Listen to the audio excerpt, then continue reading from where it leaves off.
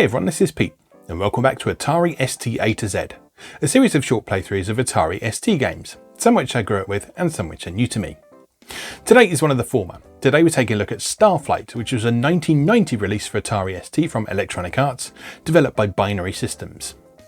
Now, Starflight was actually originally released in 1986 for IBM PC compatibles.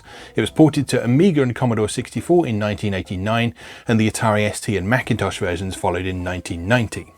It also got a full remake for Sega Mega Drive in 1991, and that's very much worth checking out as it has a few enhanced features. Starflight is regarded as one of the earliest instances of a true sandbox game, offering an impressive amount of freedom to explore space and tackle the core challenge as you saw fit. It's also one of the first games to make extensive use of procedural generation. It made use of fractals to generate the galaxy and the 800 planet surfaces in the game. Now, comparisons are often drawn to 1992's Star Control 2, which is unsurprising when you look into things because lead designer Greg Johnson was actually good friends with Paul Reich III, who was working on Mail Order Monsters at Electronic Arts at the time of the game's initial release. And Paul Reich III was one half of the team who would go on to create the Star Control series. Now, I've actually got a physical copy of Starflight that I've held on to since childhood because it was always such a beloved game of mine. So this is the Atari ST version that I've kept in good condition and actually still play on the original hardware quite often. So there's the back of box blurb. So it says, boldly go where no game has gone before. Explore 270 star systems and 800 planets. Interact with 7 alien races. Choose and train 6 ship's officers. Animated graphics of rotating planets and 15 man-years in development. It actually took about 3 years to develop in total, but yeah, 15 man-years. Okay, so let's have a look at what we've actually got inside as well. So first thing we've got a code wheel, which is used for copy protection, but it's also sort of thematically used in the game as your security clearance to take off from starport in the game. So we'll need that by our side when we're playing. You've got a star map of the complete galaxy in the game, so you can see all 270 star systems there. And you can use that to navigate your way around. There is an in-game version, but it's helpful to have that by your side as well. There's a command summary card here that's got some specific things for the Atari ST version. Nothing particularly noteworthy here, but it does sort of give some specific keyboard instructions and information on how to make use of the mouse controls and keyboard shortcuts. And then probably the highlight of this package is this manual. So it sort of doesn't look like much because it's just sort of a grayscale black and white manual, but there is a lot of information in here. So for starters, there is a whole, you can't really see that on the camera, can you? But yeah, there's an extensive sort of story setup at the beginning here that goes on for quite a few pages that sort of gives you a transcript of the operation briefing for what your mission supposedly is. But then there's also some interesting insights from the developers as well. So in the front page here, the dream. Back in 1982, we approached Electronic Arts with the idea of creating a universe on a disc that would let people experience the feeling of exploring the universe. It was an ambitious idea. We knew it would require a lot of time in the development of some new technology. We were more right than we knew. 15 man-years later, the last several months were spent tying all the various technologies together. Because of the program's complexity and scope, the playtesting alone took months. But all of the time and effort has proven worthwhile. We had a vision of what an outer space fantasy game could be, and now that vision is a reality. And then got a nice little photo of the team down there. So that is Greg Johnson, Alec Curso, Bob Gonsalves, T.C. Lee, and Rod McConnell. So I don't want to read all of this out because there's a lot of information in here, and a lot of it we'll sort of cover naturally as we go through the game. But yeah, this is well worth reading, and in fact it's quite important to read because it not only tells you how to play the game, it gives you some helpful background information on what's going on in the game universe as well. So there is a plot in Starflight. It's quite a subtly told one, but there is one regardless, and it's a bit of help. It's quite helpful to have that background information on hand while you're playing. So also in this box, I've got my my notepad here from my most recent sessions here. I've been taking notes on what goes where. And this is a game where you need to take notes because if you don't write stuff down, the game sure isn't going to remind you. And then I've got both 2 backups of the game discs and the original game discs here. And the reason for that is that the game extensively modifies the game disc as you're playing for your save games.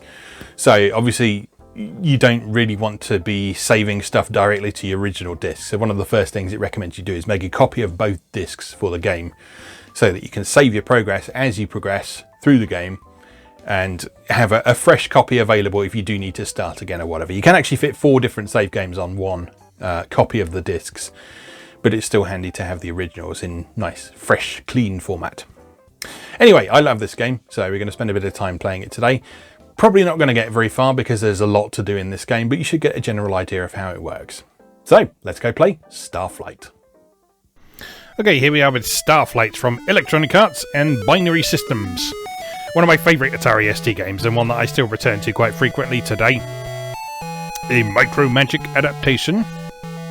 So presumably those are the people who ported it. Of a game by Binary Systems. Starflight. Copyright 1986, Binary Systems and Electronic Arts. Binary Systems, as far as I can make out, were actually part of Electronic Arts, but, well, there you go. They were a team within Electronic Arts, I guess. Interstellar police warning. As provided by the Galactic Treaty of 4410, this computer software product is hereby declared the intellectual property of the human authors, Binary Systems. All rights are henceforth reserved in space and time. Provision for the protection of intellectual property is covered under Section 891AF of the Intangible Property Act of 4506, ratified by all beings except the Gazettoid. Included in Section 891AC is the provision for Interstellar Corporate Police to enforce the law. Warning: any being caught with an unauthorized copy or version of this software product will be punished by Interstellar Corporate Police. Punishment may include the destruction of the offending being. So you've been told. You have been told. Right, load game. Game 1.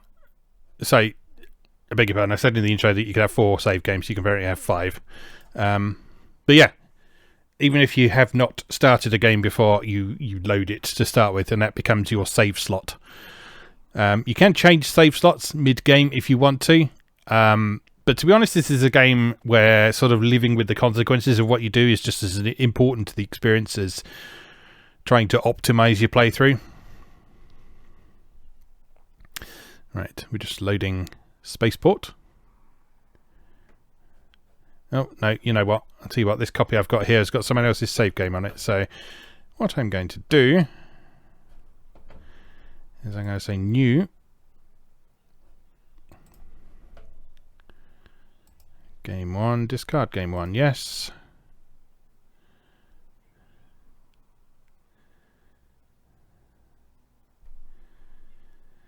So yes, you saw in the intro I've got an original copy of this. As always, for capturing footage, I'm capturing from an emulator, so I'm using the disk image that is available on Atari Mania for this, which these days I think you can fairly safely download without threat of destruction from the Intergalactic Police. But you know, if you do want to assuage your guilty conscience, it's also available on GOG.com for the IBM PC version.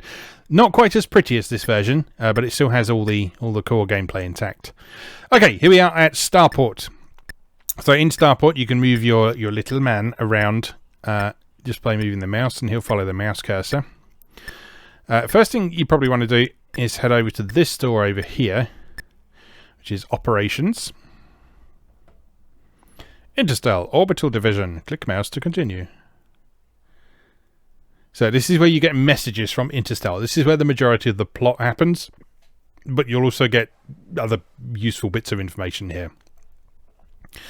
You're about to embark on your first mission. In your bank account, you will find the amount of 12,000 monetary units, or MU.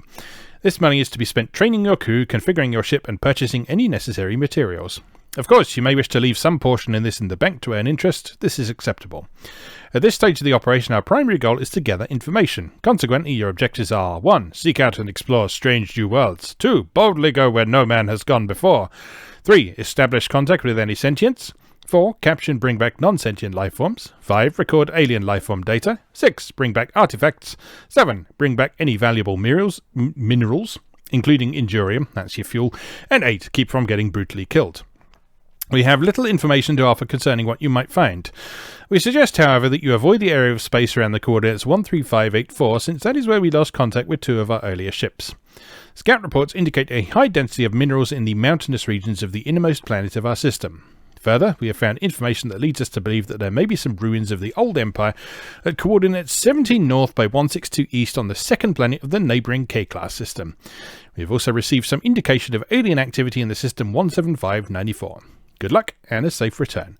So all of those things are things you will probably want to write down. And indeed, those are things I have already written down from a previous playthrough, so I don't need to write them down right now. So first thing we need to do is we need to go and get a crew. So you are not your own crew member, bizarrely. So you start by adding someone and you give them a name. So we're going to start with Pete. So Pete here is not the same little spaceman who's wandering around in the spaceport.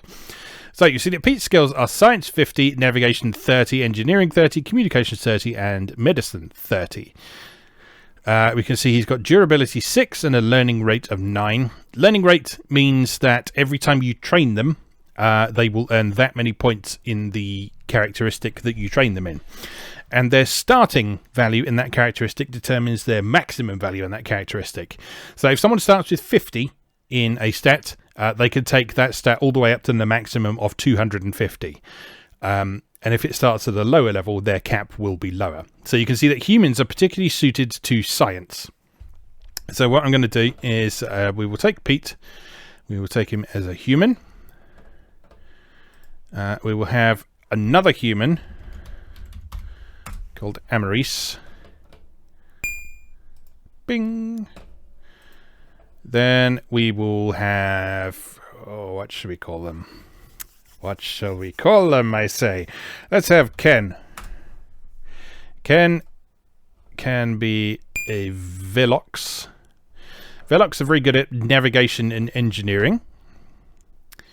So Ken can be a Velox. And I have him in mind for being the navigation officer. Let's have... Who else should we have?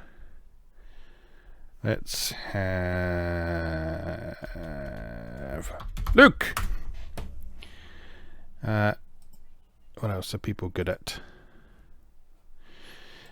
Alright, so Velox are good at navigation and engineering. Thrin are good at communications.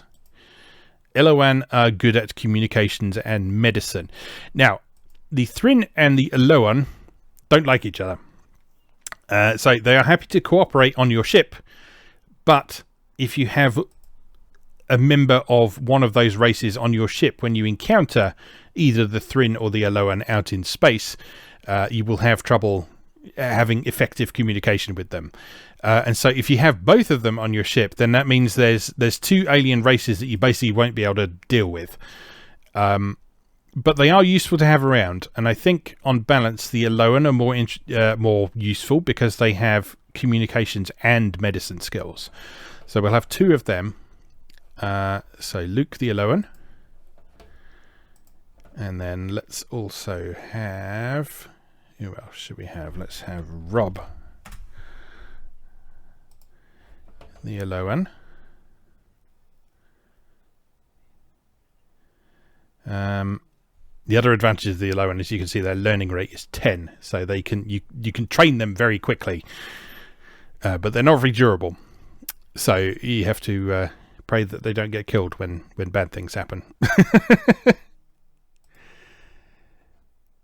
Right, so we have 5 crew members now. I think we need 6 in total because we need a science officer, navigation officer, engineering officer, communications officer, and medicine. So who have we got so far? We got me, I'll be the captain. Amaris will be science officer. Ken will be navigation officer. Luke will be communications. Rob will be medicine. Let's have another Velox.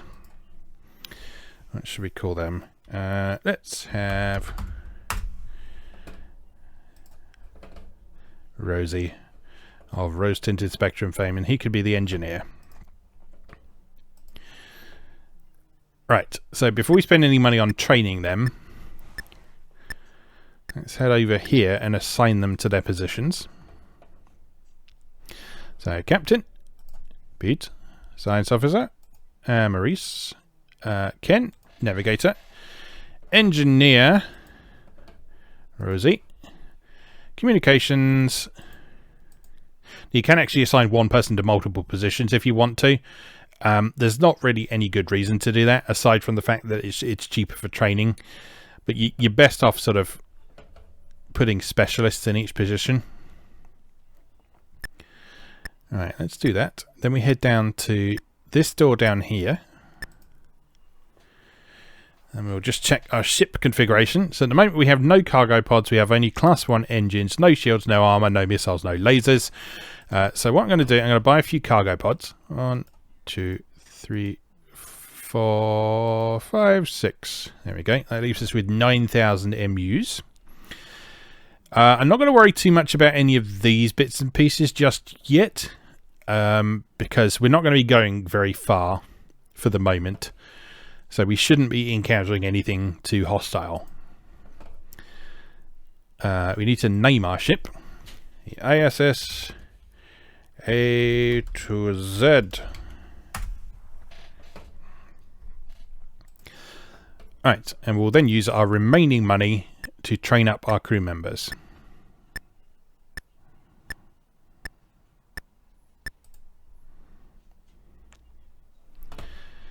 Okay, so as the captain, Pete's skills sort of have an influence on everyone, so it's worth sort of training your captain across all of the various skills, but not necessarily as a priority. So what I'm going to do, I'm going to train up Amaris. I'm going to train her in science, because that's the position that she's in. It costs 300 MUs per session, and she has a learning rate of 9. So you see, if I click once, she gets 9 points, and it costs 300 units. Let's train out to just over 150 to begin with. Ken for navigation. So he has a learning rate of 6. So he learns a little bit more slowly, so we won't give him quite as many points. Luke, communications, not going to be super important to begin with. So we'll just take that up to 100 for now. And then Rob for medicine. Up to 70 for now, I guess. Right, we are out of money. So let's go make some money. So in order to do that, we step into the docking bay.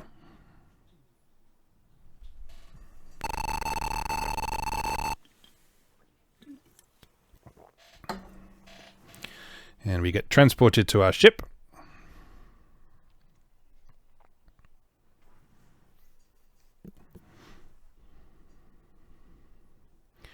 Now, if you're playing with a single floppy drive, you would have a disk swap here. You can play with 2 floppy drives, though, with one of the game disks in each drive, and that prevents you having to do any disk swapping, which is nice. So I recommend doing that if that's an option for you. Ship computer activated. Initiating pre-launch procedures. Standing by to launch, Captain. So we go to Captain, and we say, launch. Confirm launch. Yes. Pre-launch procedures indicate blah, blah, blah, blah. Request security code for Votiputox, surprising utensil, and minstrel. So this is where the code wheel comes in. So we need to find the Votiputox on the outer ring of this. There it is. And then surprising utensil. We line that up with Votiputox. And then we look for minstrels on the inner wheel. And then we read the number in the middle, which is 8885. Code entered 8885. Confirm? Yes.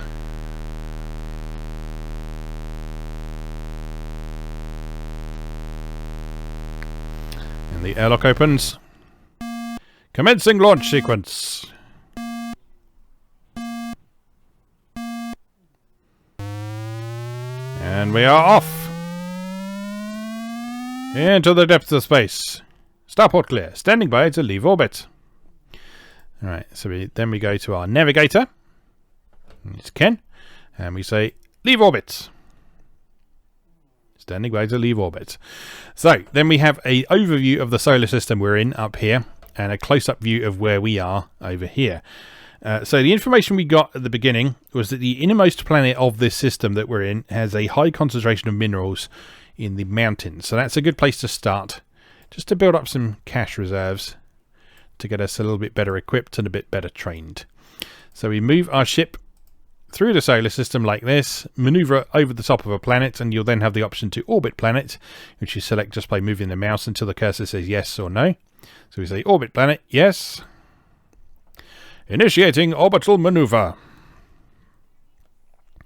And then here's the planet. So what we can do here, we can go to our science officer Amaris and request a sensor sweep of the planet. It'll take a moment to load in. Now, according to Amaris's science skills, you will get more or less information on this. So the information you got here, mass is how big the planet is. Bio is the concentration of life on it, expressed as a percentage. So if there's 0, there's no life on it whatsoever. Min is the concentration of minerals on it, again, expressed as a percentage. So the closer to 100 that is, the more minerals there are on the planet. Not 100% sure what this is. I think it's just a sort of fancy effect to make it look like you're scanning the planet.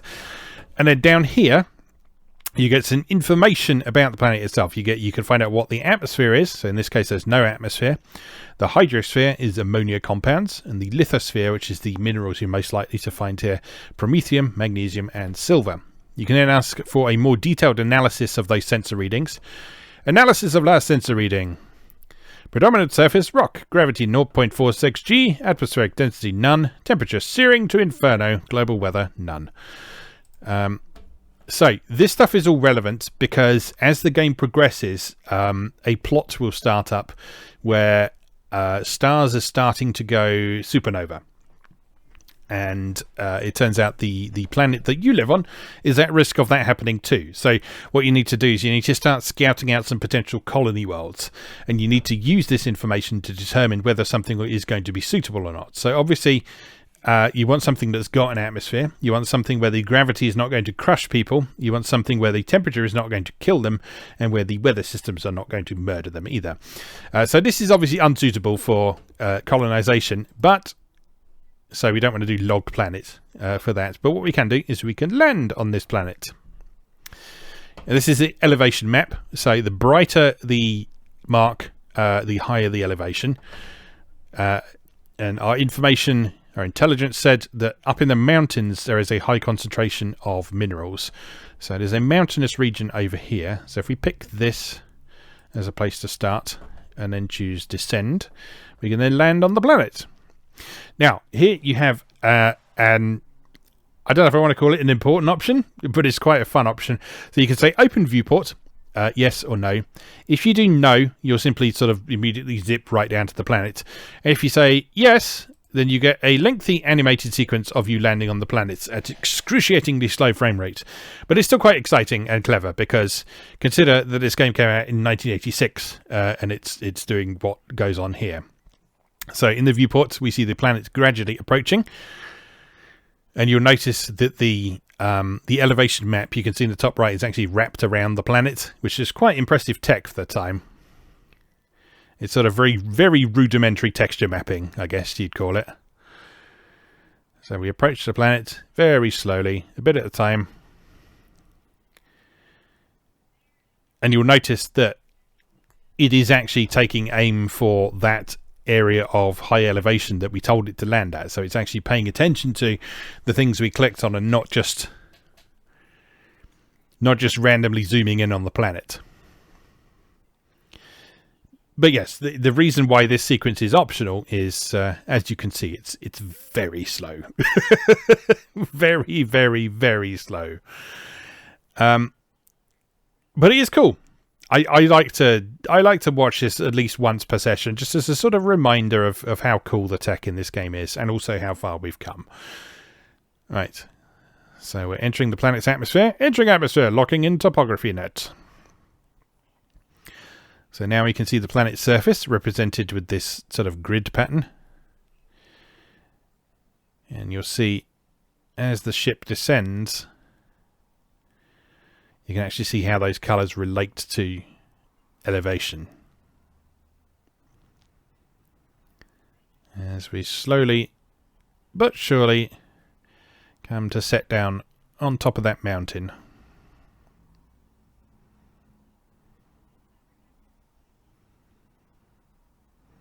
Now, as I say, I emphasize the fact that this sequence is strictly optional, and after you've seen it once, you will probably want to skip it for the rest of time.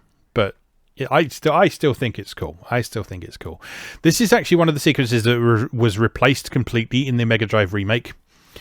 In the Mega Drive remake, you have a more sort of almost like an action sequence where you actually pilot the ship directly and you choose a landing point and so on, and you have to actually sort of thrust carefully to make sure that you don't sort of bump yourself on the way down and that kind of thing. It's cool. It's different to that. I don't know if it's better, but well, yeah, make your own mind up. Anyway, so we have landed safely, so it's now time to disembark. Now, you will remember that this planet doesn't have any atmosphere or anything like that, so we're obviously not going to go out on foot. Auto-sampling devices initiated. Initiating hull integrity check. Hull check complete. Activating terrain vehicle. Yes, so you go out in this terrain vehicle here. And you can drive this around. You have a percentage of energy. The efficiency there is how efficiently the terrain vehicle is making use of your energy. And then this tells you where your ship is in relation to where you are. So you have to be very, very careful not to run out of energy while you're in the terrain vehicle, because if you do, you will have to walk all the way back. You'll lose your terrain vehicle and you'll have to pay for a new one. And if you don't have the money to do that, you are kind of buggered. But basically what you want to do is turn on this here, which is auto mineral pickup. Look for these little symbols here. And just hoover them up. And you see in the top right section, you can see how much cargo space we have left in the terrain vehicle. We're now 67% full.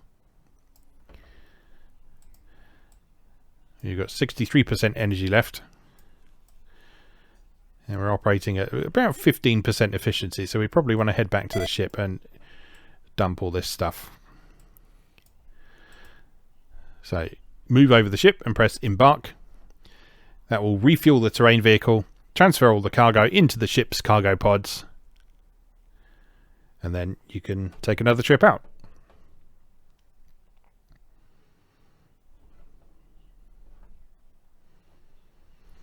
So then you can just disembark again.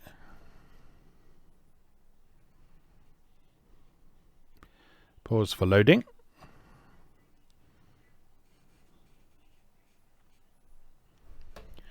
So these arrows here allow you to zoom in and out. You can't move at the furthest zoom level for some reason, but you can see little black dots showing where the minerals are. So we can see there's a fair few down to the south. So if we head down south at the second zoom level, plenty more stuff for us to be gathering. There's some promethium, some more promethium, some magnesium.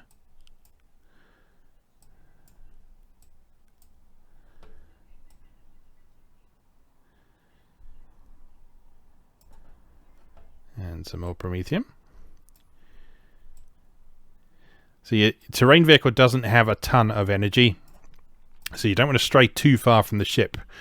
If you find that there's minerals that are a bit too far away to be practical, your best bet is actually to take off the ship again and land in the new location. So if we zoom out from here, you can see we've pretty much cleared out most of this area around here.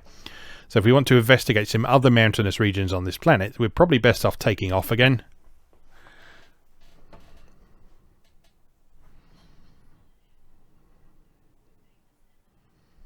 Now thankfully, unlike in the Mega Drive version, doing so doesn't cost you any fuel.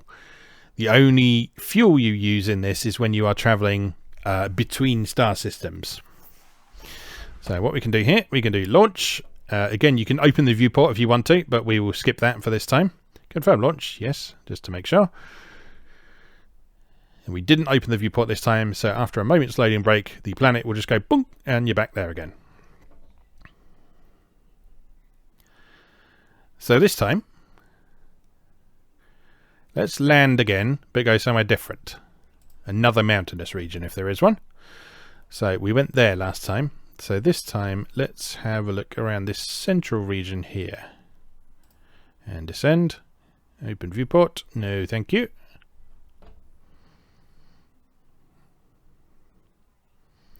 And there we are. Again, disembark when you're ready.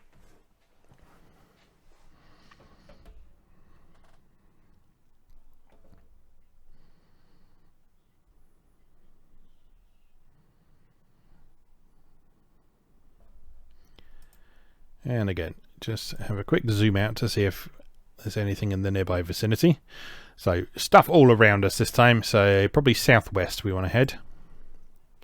Switch this on. This one here is cruise control, which you can turn on if you don't want to hold down the mouse button or click. But in the terrain vehicle, because your energy is at such a premium, I think for the most part, you want to leave that turned off. But that's very useful when you are traveling in space, especially if you're going over long distances. So if you know you're going to be going a long way, just engage the cruise control, sit back and wait. Okay, 73% full.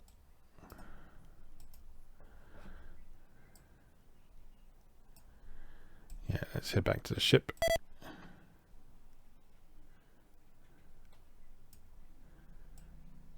Now, you've got to be careful. On planets that have sort of more violent weather, if the weather gets too violent, then you might not know where your ship is. So as well as relying on the status display up there, you may also want to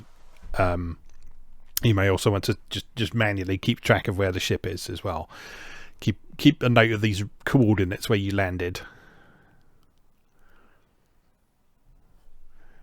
All right, ship's cargo is currently at 43%. Then we got room for some more minerals.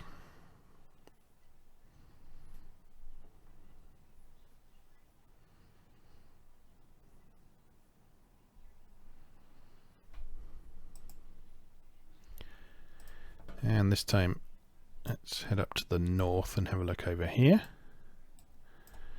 Bit of magnesium and some nickel. And some magnesium. And some promethium.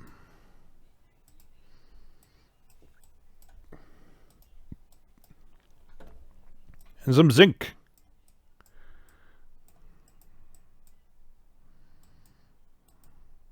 Well, there's loads of stuff here. But we're nearly full and also out of energy. So let's head back. You notice the efficiency rating changing as you move. Basically, at higher altitudes, the terrain vehicle is less efficient. So if you can keep to the lower elevations while you are traveling around, you can go a bit further.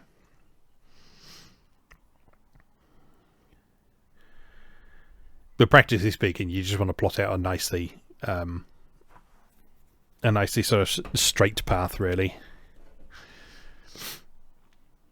Because yes, you could go all the way around and have a nice little trip around the valleys of the planet. But if that still doesn't get you back to your ship before you run out of energy, then, well, that's not going to do you much good, is it? Let's go this way. Oh, there's some over here. Hello.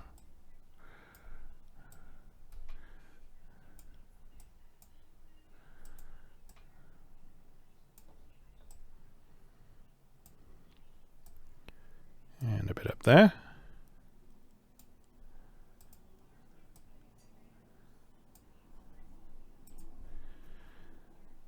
Zoom out for a quick scan.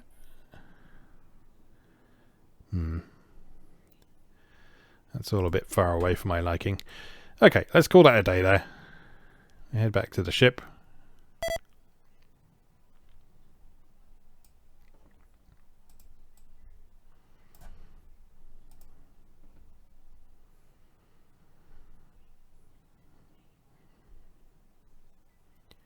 And then we'll head back to Starport and we will sell off all the stuff we found. So that's 64% of our current cargo. I mean, it's not, maybe not the most efficient use of our time, but we haven't used any fuel getting here. which is the important thing because we're still in our home system. We haven't gone on a proper interstellar jaunt yet. Right, so now we have completed our launch and we're done with this planet.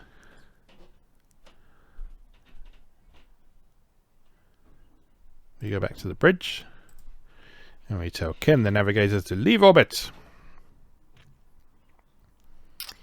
Right, then we head back for Starport, which is in orbit around this second planet here. Dock with Starport. Yes.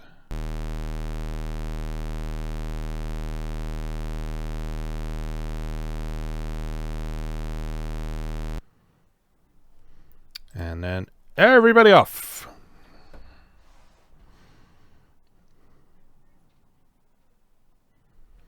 Right. So what we then need to do is head down to this door down here. Now you know there's a door there because there's a little twinkling light over the top of it, which is the trade depot. There we go, sell. Right, endurium we don't want to sell because that's our fuel. Magnesiumnate we can sell all of it. It's 200 per unit and we have 69.6 units of it. So that nets us a cool profit of 13,920. Which is more than the money we started with, so that's nice. Now we have unit cost 300 and 103 tons of this. So yes, sell all of that. So we're now at 45,740. We've got some silver, 21.8 per, 360 per ton, and we have 21.8 tons. And zinc. There we go, a productive run, I'm sure you will agree. So what we can now do is we can go and do some more training, for one thing.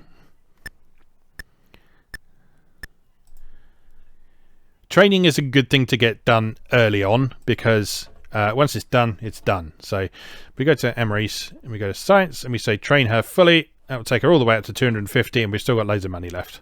So good. Go to Ken, go to Navigation, train him fully. Good. Go to Luke. There's Communications, train him fully up to 250. We've still got 39,000 monetary units. Go to Rob, train him in medicine fully. Lovely. And Rosie, our engineer who didn't get any training at all previously, is now also fully trained. Okay, so I can now also train me as the captain in various things as well. So I'll train me up in...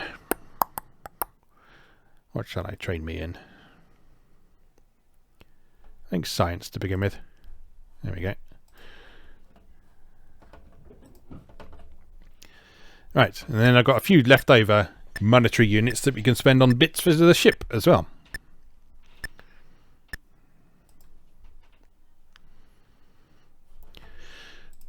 So for starters, we could improve our engines. I've got 16,000, but we have to sell our existing ones, and that could maybe take us up to class 3 engines. Shielding, we could afford class 1 or class 2. Armour, we could afford up to class 4. Missile launcher and laser cannon, those aren't a big priority at the minute. So I think upgrading our engines, is it really worthwhile? No, we're not going very far yet. Let's get some more cargo pods.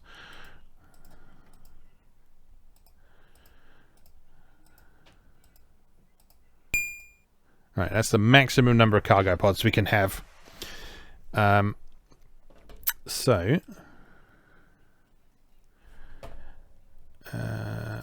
Done.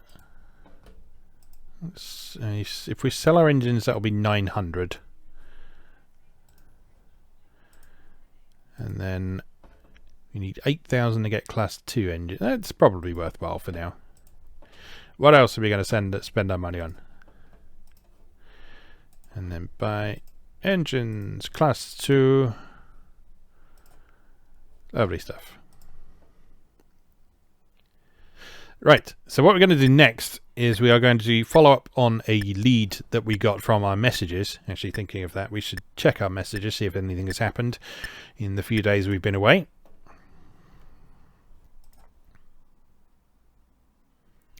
It is necessary to give you some unpleasant news. You may have been aware that for the last several years, scientists have been observing anomalous fluctuations in the radiation levels of our sun. While you've been away, it has been ascertained that the stability of our sun is definitely deteriorating. How much time we have until there is a fatally large flare, we are still not sure, but there is little doubt that this will eventually occur. As yet, we have no clue as to the cause of this instability. Therefore, we must assume that there is nothing we can do to change the situation. In view of this, the only option available to us is to get as many colonists off of Earth as we can. You can be invaluable to us in this. First, we need Endurium to power the ships we will build. We will pay well for any that you can bring back. Secondly, we will need to know where to send the colonists. As you may have already discovered, your ship is equipped with homing drones, which you may use to log your recommendations. This is so that we can move the colonists out as quickly as possible. In addition, a sensor has been installed which will inform you of the stellar condition upon entering a system. Your ship computer will inform you in the event that a flare is imminent. We advise caution while in systems which are more than slightly unstable. Being caught in a solar flare would certainly be fatal. In your manual, we have outlined the criteria which will be important in your evaluation of viable colony worlds. You will be rewarded for recommendations of valuable planets and penalised for recommendations of planets which turn out to be uninhabitable. Consider carefully before logging a planet. To all captains, one of our ships was just destroyed by what reports indicate to be androids, approximately 20 sectors directly forward of Earth. And passing through this area, proceed with caution. Okay, so both things worth taking into account.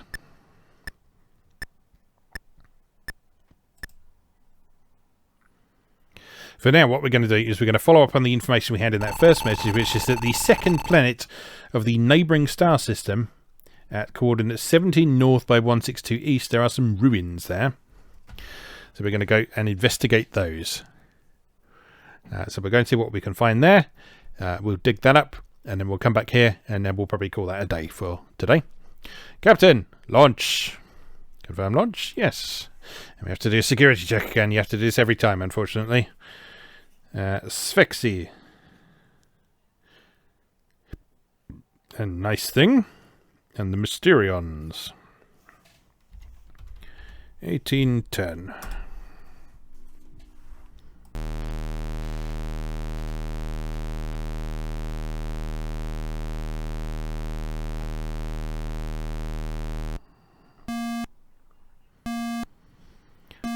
Prepare for launch.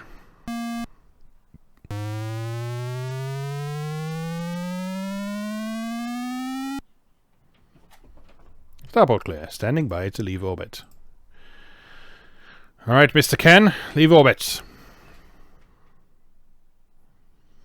And proceed out of the system, if you please. Alright, we're now in interstellar space.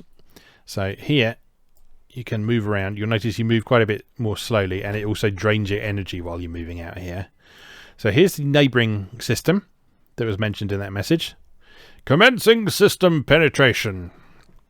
What did I say? The second planet, which is this blue one here.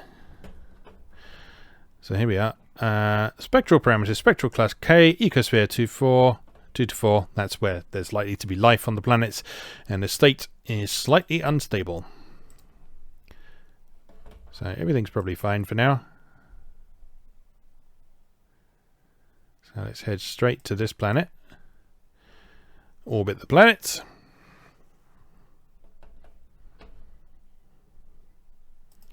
Give it a quick scan. So on this planet, for example, you can see that this has a bio percentage of 34 and mineral 20. So there's not that many minerals here, but there is life on this planet.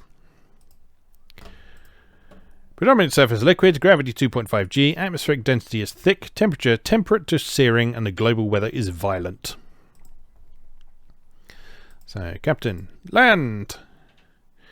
And the coordinates we're after are 17 north by 162 east. So let's try and get close to there. So 17 north. 162 east will be over here somewhere. That'll do, near enough. Descend!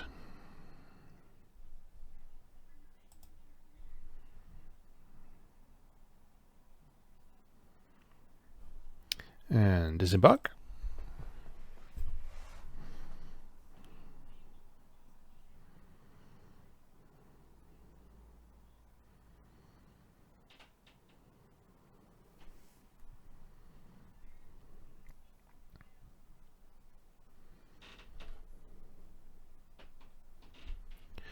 Right, so we can see a few things. This is a life form here.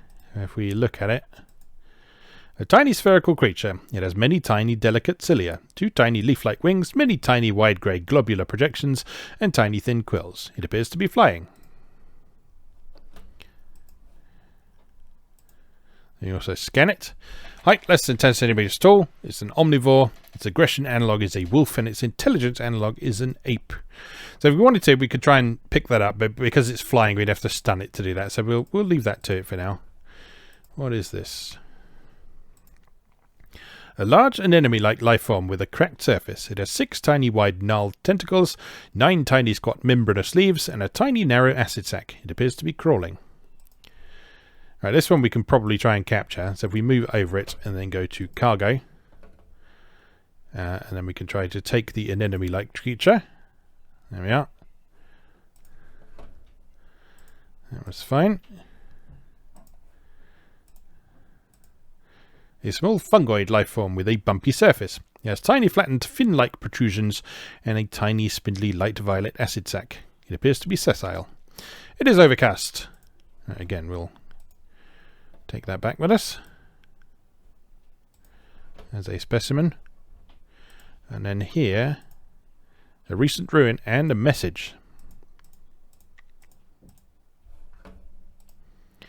So we go to cargo.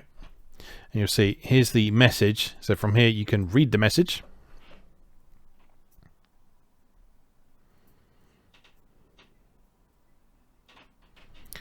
Report to Colony Control at 16 South by 20 West in Planet 4, System 118146. Due to the increased demand for hypertriticale and a recent infestation of small fairy creatures which have depleted our stock, we... Okay, so that has given us somewhere else that we might want to check out, because that's somewhere else where there may be some ruins. So we could go and investigate that. We won't do that today, but that is something you may want to do next. Are there any minerals around? There's a few, but there's a lot of life forms. Let's nab a few life forms. You have to be careful, because not all of them are friendly. Capture attempt unsuccessful.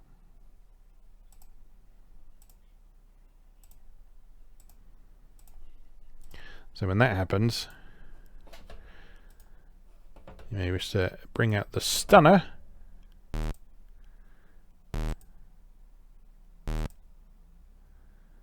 And give it a little zap. And then you can pick it up, no problem. Now it's only really worth your while picking up one of each type of creature.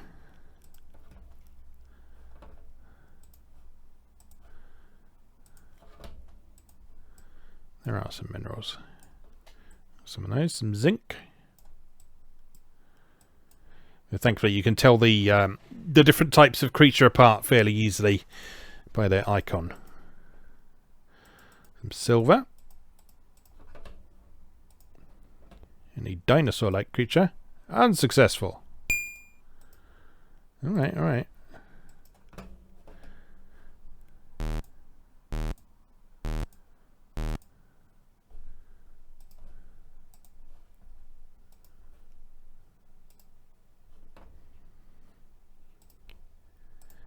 Right, you sir. Nothing there? Oh, is it flying? A big spherical creature. It has 2 small rigid float sacs and 8 tiny delicate black protruding eyes. It appears to be floating. Okay, so we'll leave that one be for now. And, ooh, what's that? A big anemone-like life form with a gummy bright violet surface. It has 6 small graceful translucent tentacles. No. 6 small graceful translucent violet membranous tentacles, 13 tiny willowy bright violet branches, and tiny willowy luminescent violet thorns. It appears to be crawling. You are in an electrical storm. Alright, let's nab one of them, because they sound like fun. And let's head back to the ship, because We're getting low on energy.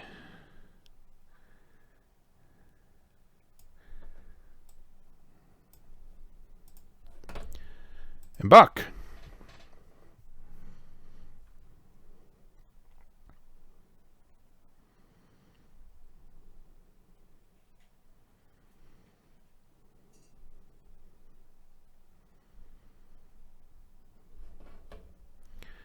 And launch. And so from here you can just explore the galaxy as you see fit. So you can follow up on those clues that you've got.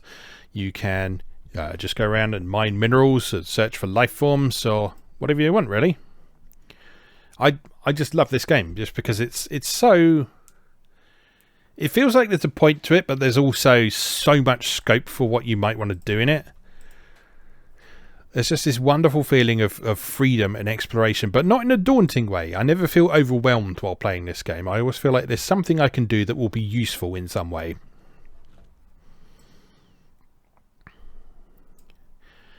And when you do decide to go off on an adventure and start tracking down some of those clues, it feels like a significant moment. It feels like you're making a real effort. It's exciting.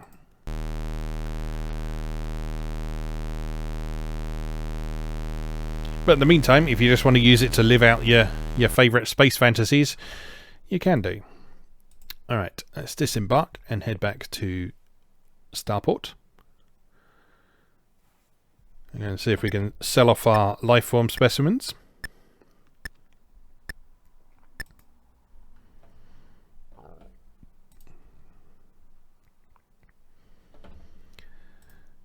So, there we are. They're not super valuable, but it's worth selling them. The minerals are probably where you're going to make most of your money.